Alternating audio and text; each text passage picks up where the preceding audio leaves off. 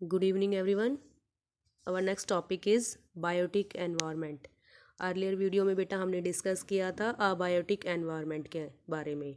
Abiotic environment represent करता है non living things को। इसके अंदर आते हैं हाइड्रोस्फीयर, लिथोस्फीयर एंड एटमॉस्फेयर। इन सभी को हमने कल की क्लास में डिस्कस किया था। आज की क्लास में हम डिस्कस करेंगे biotic environment. Biotic environment represent करता है लिविंग थिंग्स को। Biosphere is that sphere, sphere मतलब होता है कोई भी प्लेस और एरिया। Okay, biosphere is that sphere where atmosphere, hydrosphere and lithosphere interact with each other. This sphere supports life. It comprises of the plant and animal kingdom. Biosphere जो है एक ऐसा प्लेस है बेटा जहाँ पर लिथोस्फीयर, एटमॉस्फेयर और हाइड्रोस्फीयर ये तीनों ही चीज़ें इंटरेक्ट करती हैं एक दूसरे से। ठीक है, ये तीनों जहाँ मिलती हैं उस प्लेस को बायोस्फीयर कॉल किया जाता है। कौन सा स्फीयर? बायोस्फीयर। ओके, और बायोस्फीयर जो है बेटा वो लाइफ को सपोर्ट करता है। क्यों, किस तरह से लाइफ सपोर्ट करता है? क्योंकि सेटलमेंट और लिविंग करने के लिए उन्हें लिथोस्फीयर लैंड मिल जाती है, जीने के लिए, सरवाइव करने के लिए एयर और वाटर मिल जाता है। Okay, it comprises of the plant and animal kingdom. Biosphere पर कौन सी चीज़ें मिलती हैं हमें? प्लांट और एनिमल। ओके, द बायोस्फीयर में be small in size. Biosphere जो है हालांकि साइज में स्मॉल है। अगर हम कंपैरिजन करें एटमॉस्फेयर, यहाँ देख सकते हैं एटमॉस्फेयर, एटमॉस्फेयर, लिथोस्फेयर, हाइड्रोस्फेयर, अगर हम इन तीनों की कंपैरिजन करें तो बायोस्फेयर जो है एक नैरो जोन है, बट फिर भी यहाँ पर हमें डिफरेंट टाइप की स्पीशीज़ देखने को मिल जाती हैं। ठीक है, जो डिफरेंट जो लिविंग स्पीशीज़ हैं, बर्ड्स की, एनिमल्स की, प्लांट्स की, ये सभी हमें देखने को मिल जाती हैं। It provides a natural habitat for various plants and animals. Hence it is very important for us. Biosphere जो है वो लिविंग थिंग्स को, जो भी प्लांट हैं या एनिमल्स हैं, ठीक है, इन सभी को नेचुरल हैबिटेट मतलब प्राकृतिक एक रहने के लिए प्लेस अवेलेबल कराते हैं, और इसीलिए ये हमारे लिए बहुत ही इम्पॉर्टेंट है biosphere. All the living organisms whether they are producers, सभी लिविंग ऑर्गेनिज्म चाहे वो प्रोड्यूसर हो, कंज्यूमर हो, कंज्यूमर को हम डीकम्पोजर्स भी कॉल कर सकते हैं, ये सभी इंटरडिपेंडेंट हैं, मतलब एक दूसरे के ऊपर निर्भर हैं। ठीक है, with in this biosphere, biosphere के अंदर ही ये सभी चीज़ें हमें देखने को मिलती हैं। अब प्रोड्यूसर जो है उन्हें, प्रोड्यूसर जो है बेटा,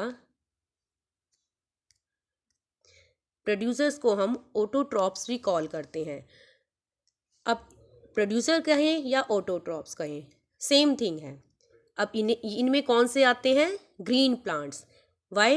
क्योंकि ये अपना फूड खुद प्रिपेयर करते हैं। किसकी हेल्प से? एयर, वाटर और सनलाइट की हेल्प से। रेस्ट ऑल आर डायरेक्टली और indirectly dependent on these producers for their food.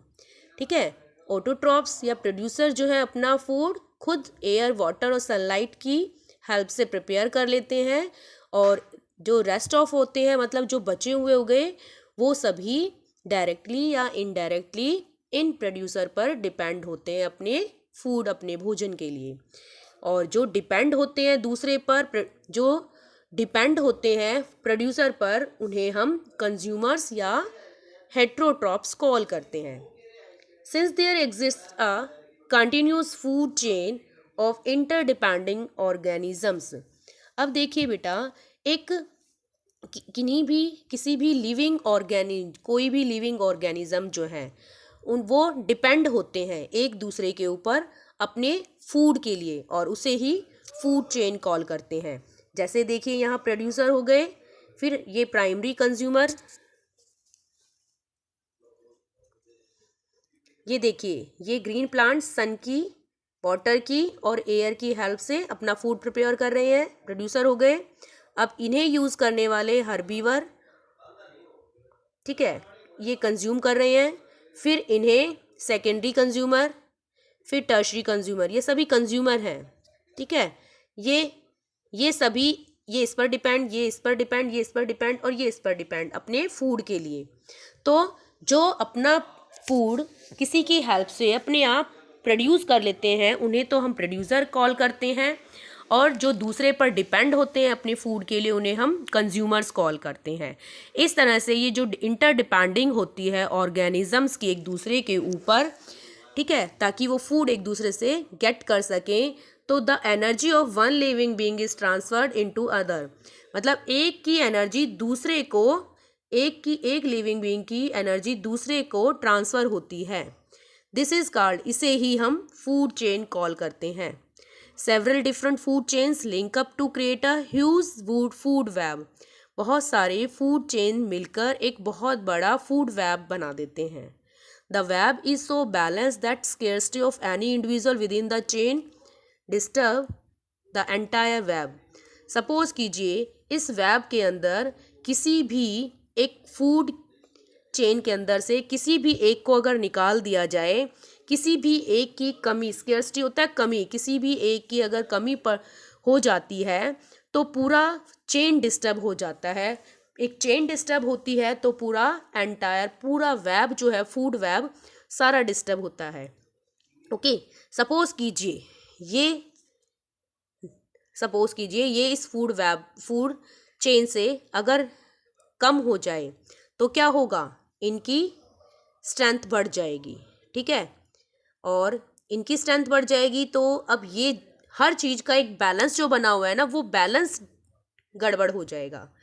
या ये कि जो ये प्रोड्यूसर हैं इनकी कमी हो जाए तो ये वाले इंसेक्ट्स जो या ह्यूमन बीइंग जो इनके ऊपर, इस प्लांट के ऊपर अपने फूड के लिए डिपेंड हैं, वो सभी कम होने लग जाएंगे क्योंकि उनको फूड नहीं मिलेगा। वो कम होंगे तो आगे वाले अपने आप ही कम हो जाएंगे। तो इस तरह से पूरा फूड सिस्टम, पूरा फूड चेन जो है वो डिस्टर्ब हो जाएगी। The biosphere is made up of distinct zones each having its own physical environment. Biosphere जो है डिफरेंट जोन से बना है, हर जोन की अपनी एक फिजिकल एनवायरनमेंट है। दीज आर कॉल्ड, और इसे इकोसिस्टम कॉल करते हैं। Each ecosystem is formed by the interaction of all living organism with each other and with the physical environment.